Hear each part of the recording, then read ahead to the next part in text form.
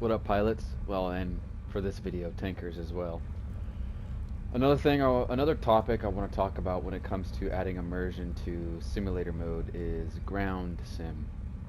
So there are two different types of ground sim that you can join. There's World War II era and the Cold War era.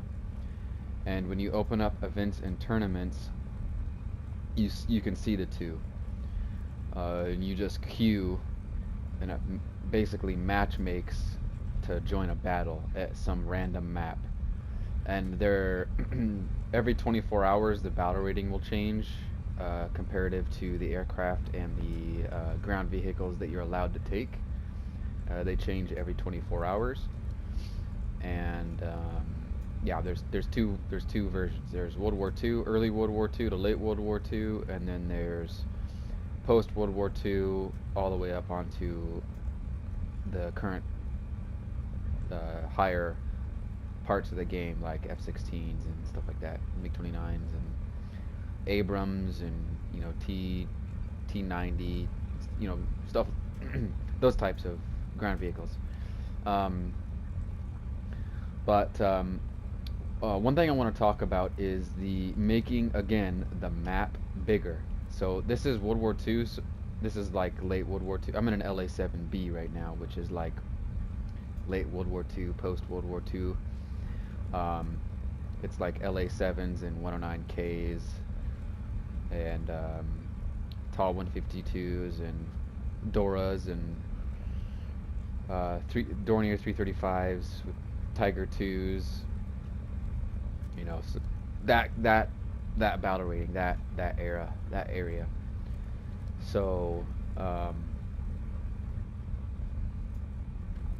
yeah, adding bigger maps. So let's say for a few reasons, one for air and two for the ground, for the ones on the ground. So for air, I'm just flying around. I'm not really going to be participating in this battle much, but you see the airfields are like pretty close together. I can fly from this airfield to the enemy airfield in like 3 minutes. See, there it is, right there.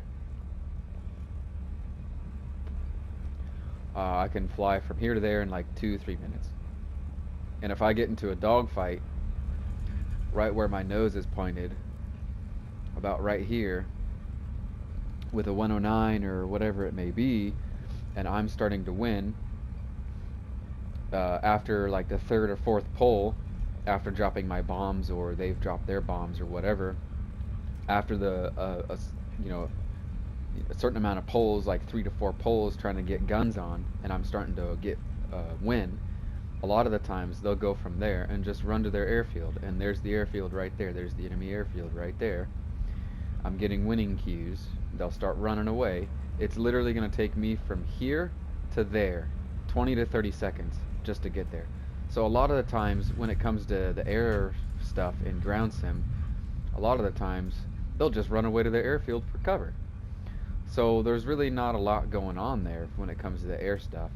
And secondly, for ground, the map would be bigger, the airfields would be farther apart, and the objectives itself would be farther apart as well.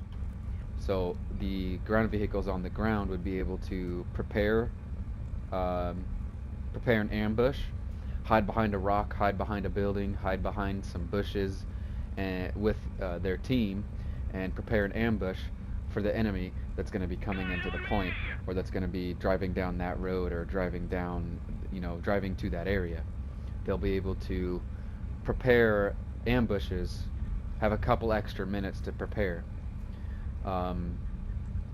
So with this map here, if we had these two airfields, one here and then one here, and then the battle here, but have it spread out a little bit more, have the 2 points spread out a little bit more, then it would be a lot better.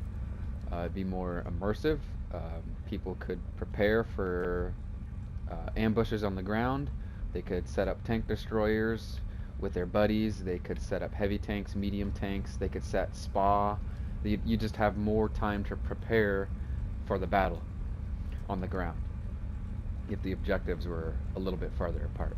And uh, and then for the air, like I said earlier, the aircraft wouldn't be just running away as soon as you win the dogfight. They just wouldn't run straight to the airfield for cover.